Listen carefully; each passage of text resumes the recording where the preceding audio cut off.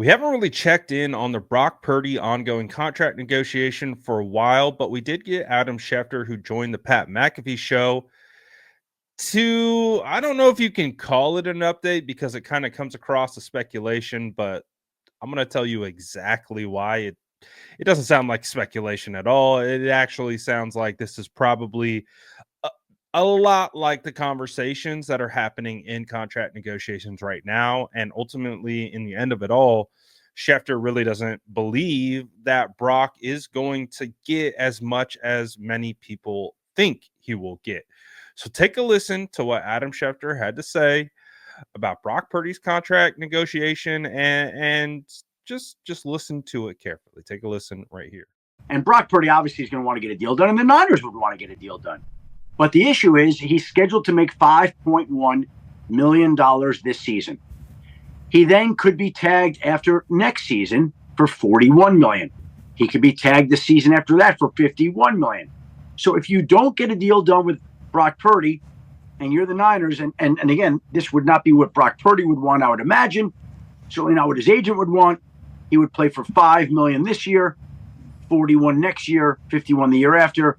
You're talking about $97+ million over the next 3 years, which for most people would be incredible money, but not for a quarterback who's waiting to get paid. And so the Niners have a bit of a cap issue, cash issue. And so they can't put Brock Purdy necessarily where he might be. They can go to a certain level. They'd want to pay him, but it's not going to be, I would imagine, quite as high as most people think. Hey, listen, we understand you're worthy of $60, $55 million. I think we're just telling you with what we got going on, can't happen, bud. We're at 45. And by the way, we're at 45 by the way, million. let's just good money. 45 million is good money. Great money. 45 No. By the way, let's just use 50. We'll use 50 as a nice round even number. Okay, $50 million. $50 million. Brock, we want to pay you $50 million a year for the next 3 years. You can make $150 million. If you don't want, no problem. You can play it out and you go 5-1, 41, 51, 97 over 3 years. And then you'll have a chance to hit free agency in 4 years. You'll be a true free agent. And at that point, who knows what quarterbacks are being paid? Maybe it's $100 million a year. Like, maybe. Yeah, but if you could get $97 million over 3 years or $150 over 3 years, I would take the $150 over 3 years immediately. And also, the sell to Brock is $50 million is a lot of money. That's a lot of money. Now you're going to have the NFLPA, and you're going to have a lot of pressure on him not going for the biggest buck. But if they're going to build the team up around him, maybe they're able to go. So as I said, I mean, the way he's discussing it, and, you know, with guys like this who are privy to a lot of information, this honestly sounds like the conversations that, you know, the 49ers are actually having with Brock Purdy, effectively saying, like, you know, because we know Brock and his reps are going to start high, and we understand the 49ers are probably going to come in low. And it's about working and closing that gap and getting to a spot where both sides agree. But with what Adam is saying, it really does sound like this actually could be what the 49ers are telling Brock.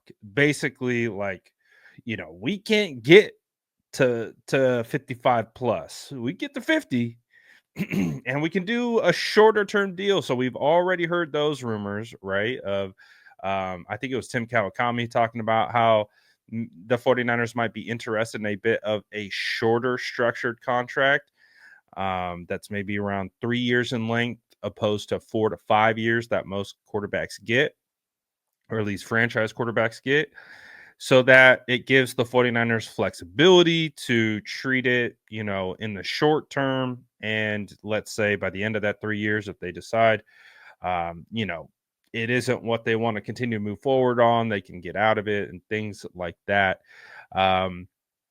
But it really does sound like what Schefter detailed is pretty representative of likely how these conversations are going to go. So it's going to be up to it's going to be up to, I think, Brock and his reps to determine what they're willing to take, because I'm getting the sense with all these things that are happening right now, with Debo Samuel traded, with Brandon Ayuk just mixed up in all these trade rumors, and all the talk about spending and everything like that. And if they're gutting their offense, essentially, potentially trading Jordan Mason, just getting younger, getting cheaper, it doesn't sound like they're looking to really have like the most highest paid quarterback right now. So it could be something that is more in the range of, I would say, 50 to 55. We'll see how it all plays out. And again, the way that they're kind of talking about it is basically 3 years, $150 million.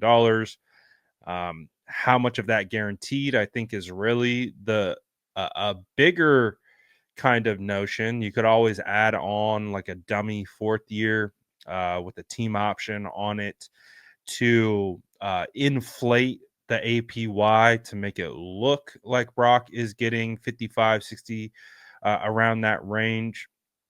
But in all reality, the bones of the deal is a 3-year, 150, maybe 90 to $100 million guaranteed. And that's how they work it. I don't know. So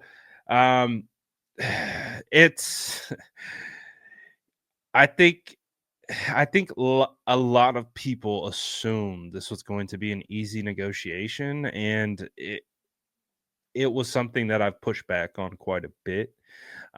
Starting in season, I've just been like, hey, I've been we do lives on this channel all the time. We talk about the subject all the time, and I'm just like, I've always said, I'm like, yeah, I don't know if it's going to be as seamless as everyone assumes it will be. And I think people are starting to like see that it's like, okay, this might be a little bit more in line with the previous contract negotiations that the 49ers have gone through than maybe just thinking like it's just going to get done and 49ers are going to move on and kumbaya, everyone sings and is happy.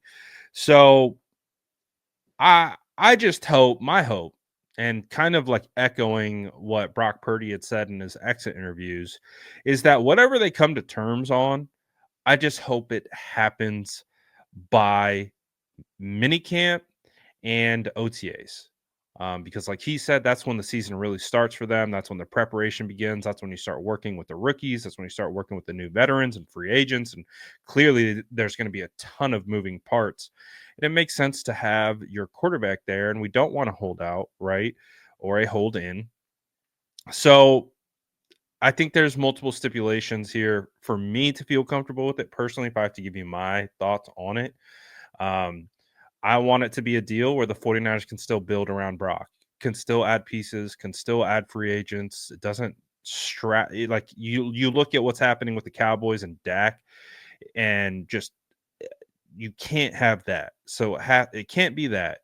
So I just want something where he deserves to be paid. I believe that. But I think it has to be within the context of you can still build and you can maintain a competitive advantage. And we know that the cap is going to continue to rise.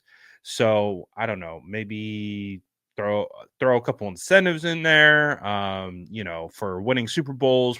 We know there's incentives for Pro Bowls and all pros, but I don't know, just get creative with it, make it work.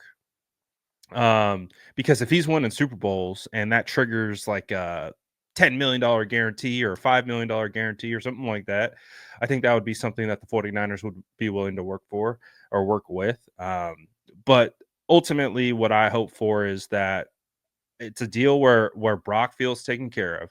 It's a deal where the 49ers feel like they can still do what they need to do, build the roster around him and stay competitive.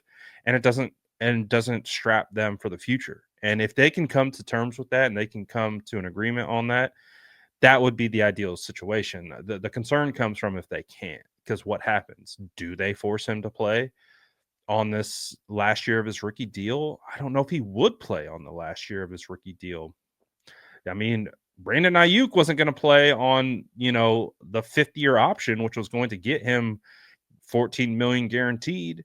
So would Brock play on the final year of his rookie deal that only gets him 5? And I don't even know how much of that's guaranteed. So I don't know. I think those are all valid questions to ask, but I think there's still a ways to go with this negotiation and before it's ultimately done. So you guys let me know what you think about this in the comments below. And as always, make sure to look for more updates.